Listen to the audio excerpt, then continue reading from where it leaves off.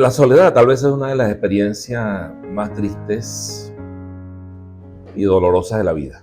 Es probable, puesto que Dios nos creó para comunicarnos, Dios nos creó para tener relaciones. La falta de compañía puede ser angustiosa, puede ser desesperante en muchos casos. Y es probable que en algunos momentos todos hayamos luchado con sentimientos de soledad. Usted y yo, no sé, allí donde está, usted sabe por esos momentos si los ha atravesado. Pero lo que cada uno de nosotros queremos en ese momento es compañía, es apoyo, es aliento para que la situación por la que atravesamos o ese dolor se vaya o sea menos fuerte en nuestra vida. A veces la situación, por supuesto, persiste por tiempo y tal vez no podamos soportar o pensemos que es insoportable el vivir esos momentos o esos periodos de soledad que nos producen angustia, desesperación, el aislamiento, inclusive podemos llegar a depresión. Usted y yo estamos rodeados de personas solas, frustradas y angustiadas por esos pensamientos que llegan a su vida, que lo carcomen y lo van posiblemente destruyendo y quitando lo que usted considera que le queda poco ya, ¿no? Que es la ilusión, la alegría. Dios creó al ser humano para ser gregario, para estar en compañía, para comunicarse, para relacionarse, para estar cerca, ¿verdad?, unos de otros. Y la falta de compañía real suele ser angustiosa, suele ser triste y desesperante. Hay un gran escritor, un hombre de Dios llamado Max Lucado, un genio de la escritura. Si ustedes tienen la oportunidad de leer algún libro de él, háganlo. Tiene más de 80 millones de copias impresas en circulación hasta el momento en que busqué la estadística. Ahora a lo mejor es posible que sea más. Una vez creo que conté, no sé dónde esta anécdota, pero es muy apropiada, ¿no? Es una historia de la vida real. Esto sucedió. Él contaba que un amigo trabajaba en una farmacia mientras estudiaba en la Universidad de Texas.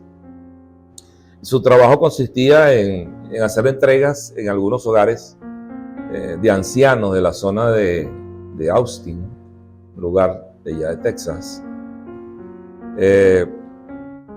Bueno, una tarea tal vez adicional que él tenía, ¿no? Fue de ser farmacéutico. Era un breve viaje a una puerta vecina. Cada 3 o 4 días este hombre cargaba sobre sus hombros un botellón bien grande que contenía agua y lo llevaba más o menos a unos 50 pasos del lugar donde él trabajaba, de esa farmacia. La cliente era una anciana de unos 70 años que vivía sola en una habitación oscura con escasos muebles, roídos, sucios, falta tal vez de aseo en ese lugar. Del cielo raso colgaban una lámpara, bueno, con poca luz, una luz muy opaca que acentuaba esa soledad y esa tristeza que se dibujaba en ese lugar. El empapelado del lugar donde ella vivía estaba manchado, roto, las cortinas estaban cerradas, toda la habitación se veía como lúgubre. Steve, el hombre que llevaba, hacía este trabajo, dejaba el agua y recibía el pago, daba las gracias y cruzaba unas breves palabras con esta señora y salía del lugar, se iba.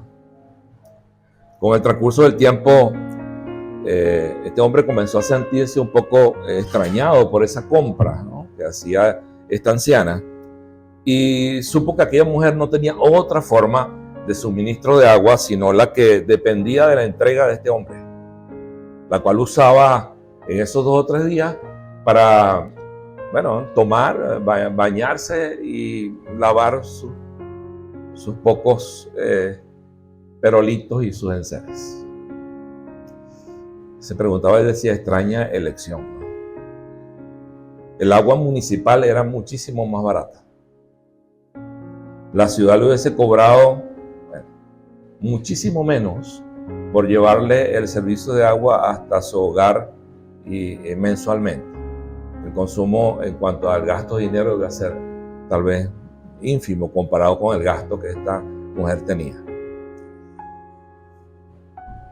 ¿Por qué esa anciana prefirió elegir el suministro de agua a través de este hombre por encima del más económico que le ofrecía la municipalidad? Esto fue la vida real. La respuesta estaba en el sistema de entrega. Sí, por supuesto.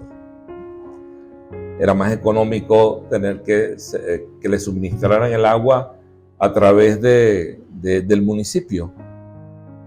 Pero la ciudad solo enviaba agua por tuberías. Y no la enviaba con una persona.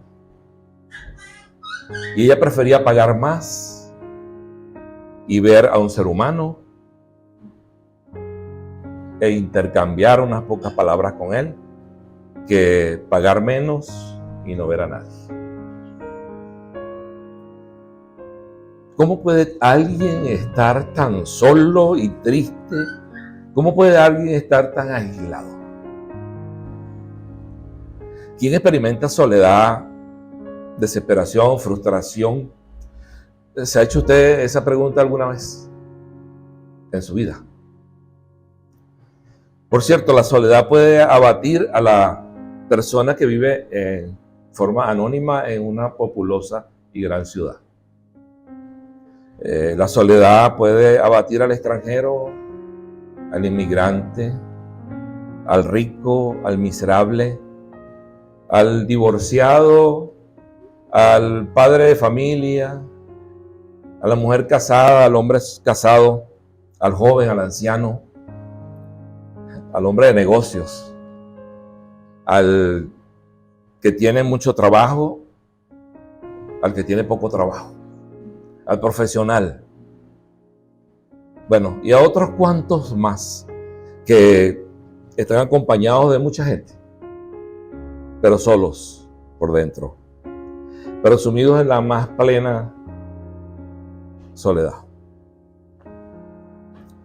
Nadie está inmune a la soledad, a la frustración, a la depresión, a todo esto que puede traer sobre el ser humano tristeza y congoja. Hasta los hombres y mujeres de Dios también experimentan esos sentimientos. Un hombre va caminando por uno de los tantos senderos polvorientos de Israel. El insoportable sol lo quema. De cada paso que él da es un esfuerzo tremendo para este hombre.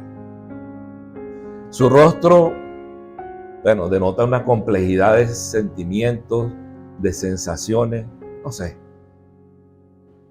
Su semblante es de un hombre recio y determinado.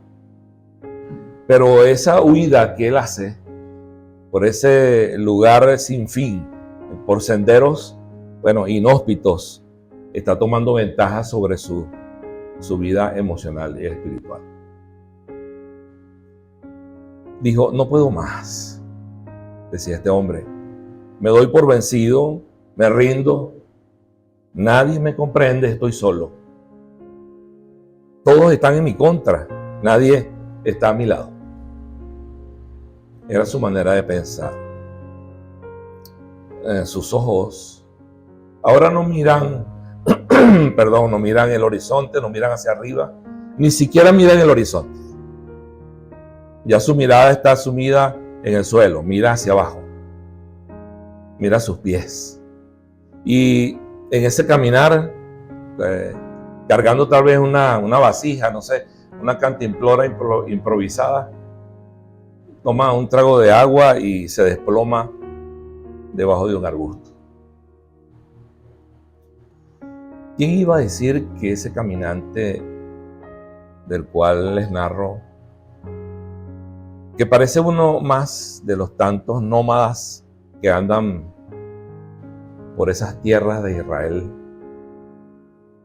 hacía unos pocos días había obtenido una tremenda victoria sobre 850 sacerdotes paganos? En el Antiguo Testamento se nos narra un episodio de un gran hombre que se destaca como el más dramático profeta de Dios. El más dramático hombre. Su nombre es Elías. Por ahí no lo veo. El ministerio de Elías, este profeta de Dios, tuvo lugar en Israel. Todos lo sabemos, ¿no? En un tiempo de gran apostasía y rebelión, este hombre se presentó allí. Para esta época, cuando leemos en la Biblia, se encontraba gobernando Acab, el cual era manipulado por su esposa Jezabel, la hija de Etel Baal, rey de los sidonios, los cuales introdujo a Israel el culto a Baal y a Acera.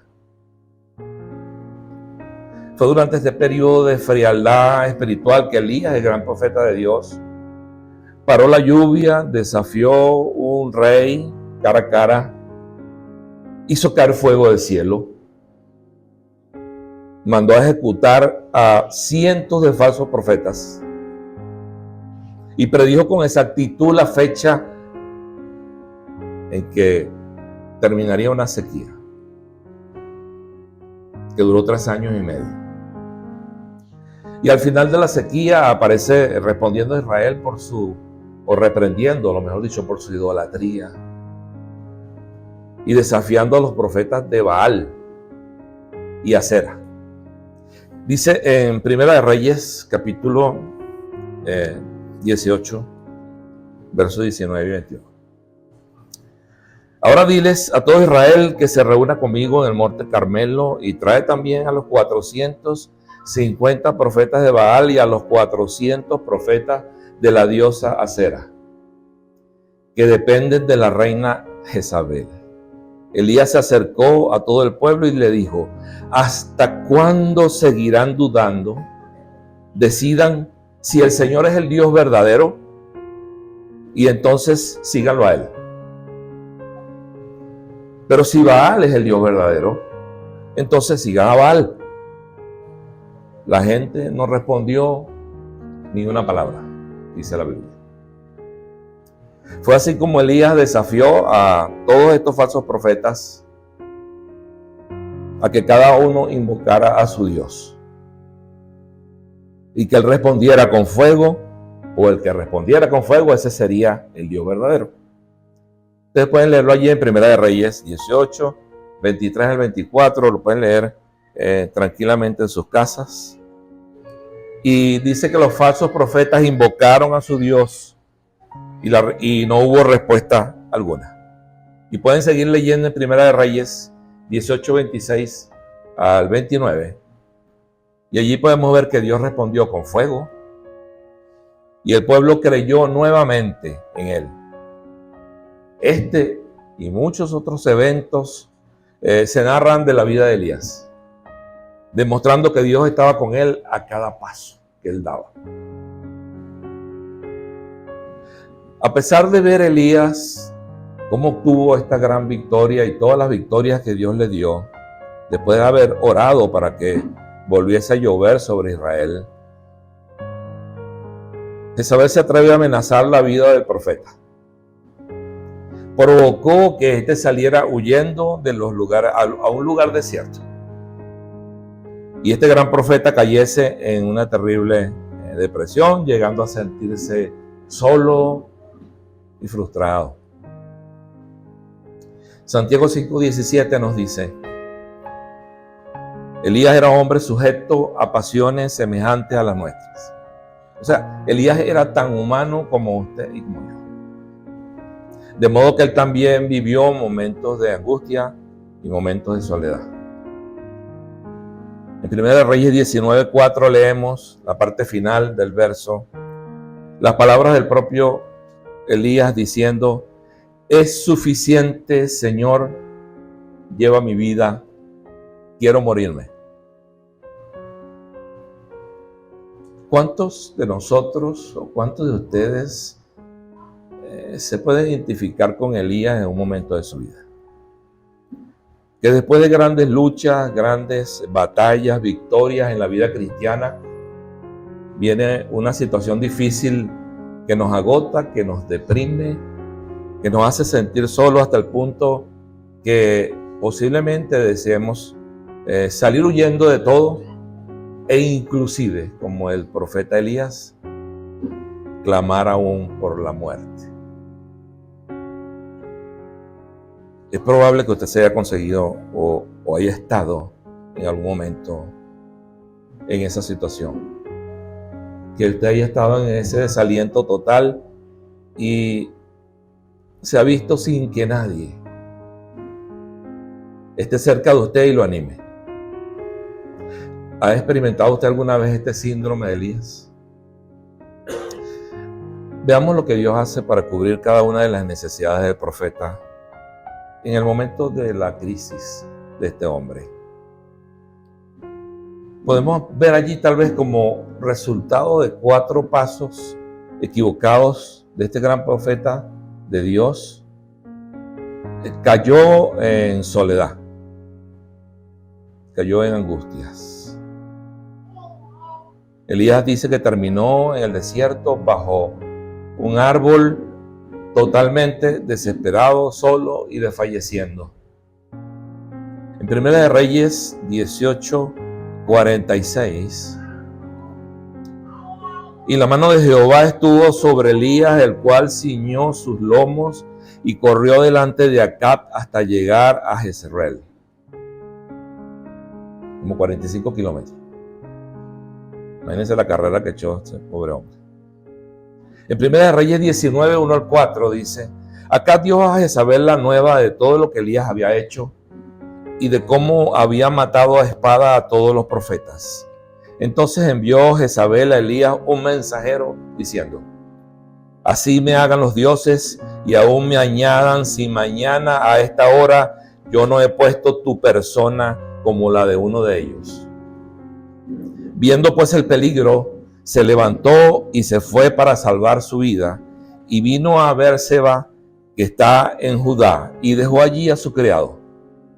Y él se fue por el desierto un día de camino, y vino y se sentó debajo del enebro, y deseando morir se dijo: basta ya, oh Jehová, quítame la vida, pues no soy yo mejor que mis padres. En primer lugar, estaba Elías exhausto físicamente. Dice 1 Reyes 19:5-6, y echándose debajo del enebro, se quedó dormido. Y aquí un ángel le tocó y le dijo: levántate y come. Entonces él miró, y aquí a su cabecera una torta cocida sobre las ascuas o las brasas, y una vasija de agua, y comió y bebió y volvió a dormirse. Dios le da aliento y un buen descanso. Lo importante en estas situaciones de dificultades que usted y yo podamos encontrarnos es no retroceder, sino fortalecernos en el Señor y seguir adelante. 1 Reyes 19:7 dice: y volviendo el ángel de Jehová la segunda vez, lo tocó diciendo: levántate y come, porque el largo camino te espera. Dice otra versión: levántate y come, porque la jornada es muy grande para ti. No es el fin. Queda mucho por hacer. Podemos ver entonces cómo el ángel volvió a Elías, quien dormía, para que comiera y bebiera, exhortándolo a levantarse y seguir adelante, porque el largo camino le quedaba a él por recorrer. Como creyentes no podemos ignorar los momentos de dificultad que enfrentamos, ya que en ocasiones serán situaciones en extremo, tal vez difíciles, que no logremos comprender ni logramos asimilar. Y ante esto debemos seguir algunos pasos, como el fortalecernos en el Señor y continuar adelante y no renunciar. Ante las dificultades que se enfrentó Elías creyó que ya todo había terminado y que lo mejor era dejarse morir. Sin embargo, Dios le dijo que no era así, sino que había muchas cosas que él tenía que hacer en su nombre. No era el fin. Nos resta, dice, o te resta, largo camino. Elías estaba atribulado emocionalmente.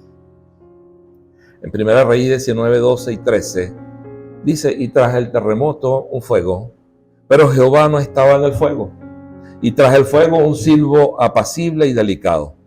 Y cuando lo oyó Elías, cubrió su rostro con su manto, y salió y se puso a la puerta de la cueva. Y aquí vino a él una voz diciendo, ¿qué haces ahí, Elías? No lo veo todavía. El Señor le hace saber a Elías que su presencia está con él. Y lo anima. Otro aspecto de la vida de Elías dice que no acudió en busca de un sustento espiritual. 1 Reyes 19, 15 al 18 dice, el Señor le contestó, regresa por el camino que lleva al desierto cerca de Damasco, entra y consagra a Hazael como el rey de Siria. Luego consagra a Jehú, hijo de Nimsi, como rey de Israel, y después consagra a Eliseo, hijo de Safat, de Abel Meholá, como el profeta que tomará tu lugar. Jehú matará a los que escapen de la espada de Hazael, y Eliseo matará al que escape de la espada de Jehú. Además, todavía me quedan 7,000 en Israel que no doblaron la rodilla para adorar a Baal, ni lo han besado. A ellos los dejaré con vida. Elías aún tenía, dice, que ungir a reyes y profetas, profetizar a reyes y ser levantado por un carro de fuego con la bendición de no ver muerte. Fíjense si él ha hecho algo contra su vida ya. Dios le tenía previsto no ver muerte. Se asiló, o mejor dicho, se aísla socialmente. Primera de Reyes 19, 18. El Señor le dijo, y yo haré que queden en Israel 7,000, cuyas rodillas no doblaron ante Baal y cuyas bocas no le besaron. El Señor le habla a Elías acerca de un gran número de hombres y mujeres de Dios, con quien podrá tener camaradería, compañía y recibirá más ánimo junto con ellos. Elías no está solo. Probablemente usted cuando esté en esa situación piense que esté solo, que no hay nadie, hay muchos a su alrededor. Por eso la iglesia está para nosotros tener comunión, compañía, coinonía. Allí nosotros nos ayudamos, nos fortalecemos, nos edificamos, crecemos, testificamos, damos lo que Dios ha hecho en nuestra vida y eso nos ayuda a crecer y a tomar ánimo. No podemos aislarnos.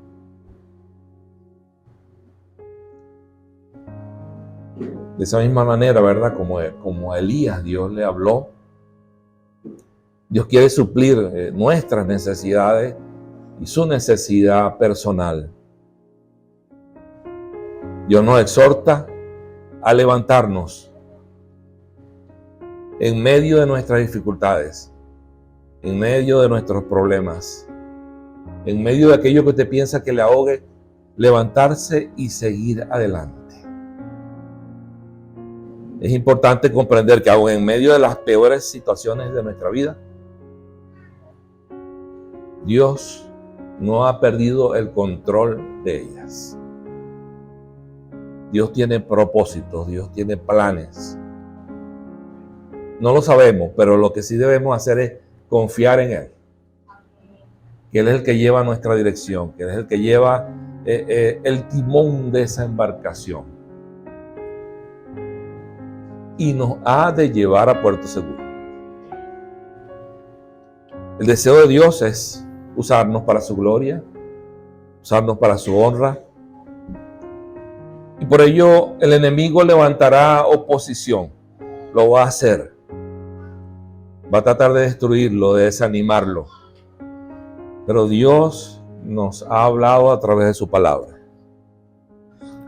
Las peores dificultades que enfrentemos no nos deben hacer retroceder, debemos seguir adelante, debemos caminar, debemos avanzar, buscar llenarnos de Dios, seguir adelante, pero aún en medio de eso, para el trabajo que Dios nos tiene es grande. Tenemos que cumplir la misión que Dios nos ha encomendado. Usted no puede vivir una vida cristiana victoriosa en soledad y en sus propias fuerzas.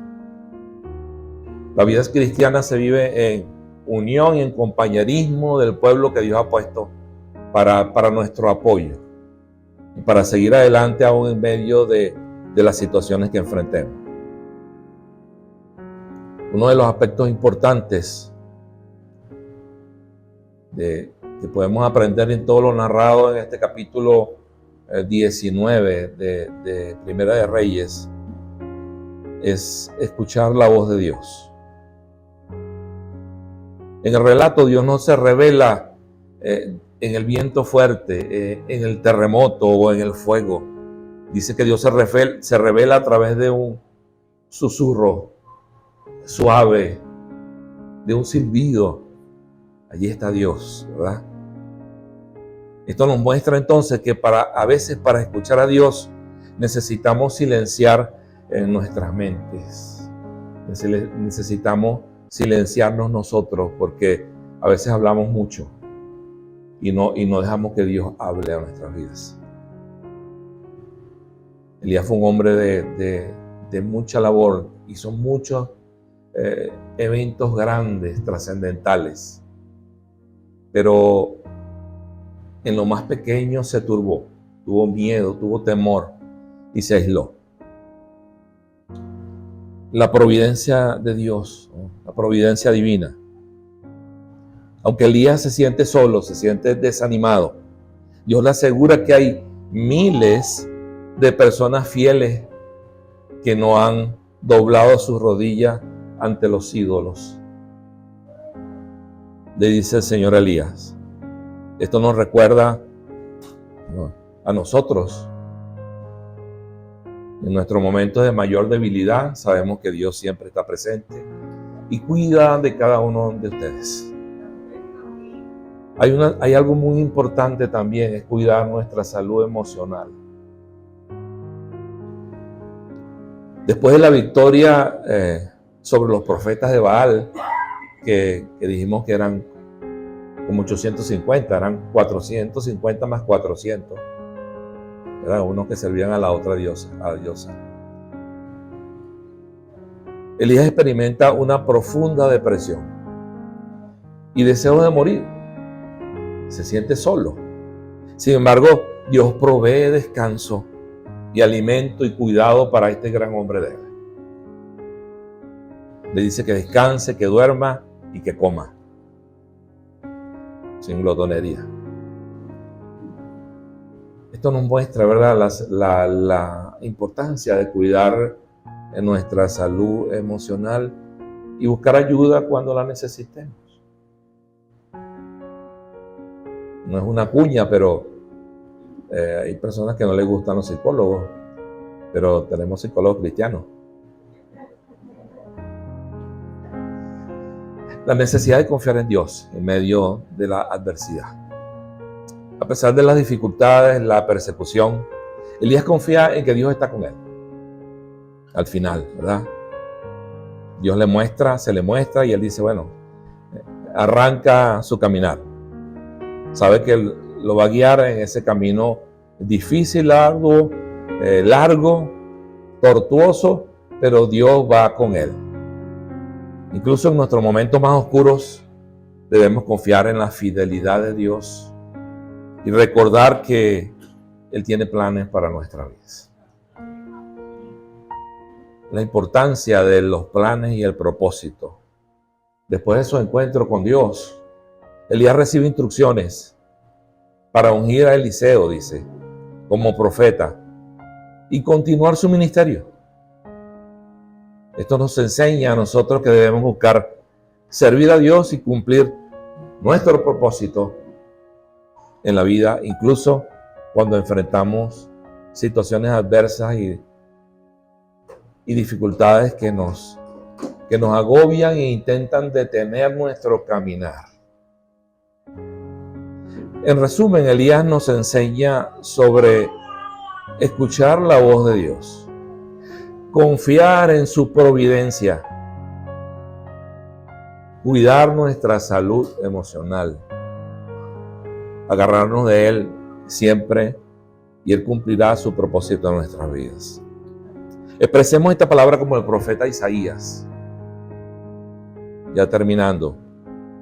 Él dijo allá en su libro, en Isaías 40:31, pero los que tienen su esperanza puesta en el Señor renovarán sus fuerzas, les crecerán alas como las águilas, correrán sin fatigarse, caminarán sin cansarse.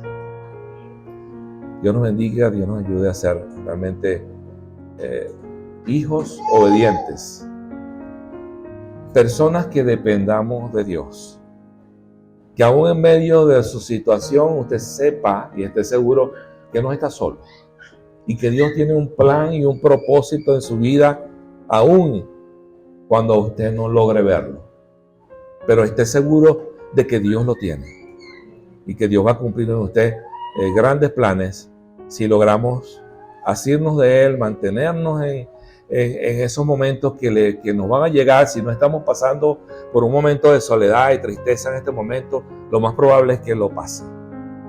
Pero páselo preparado, ya sabe que Dios está con usted, que Dios está con nosotros.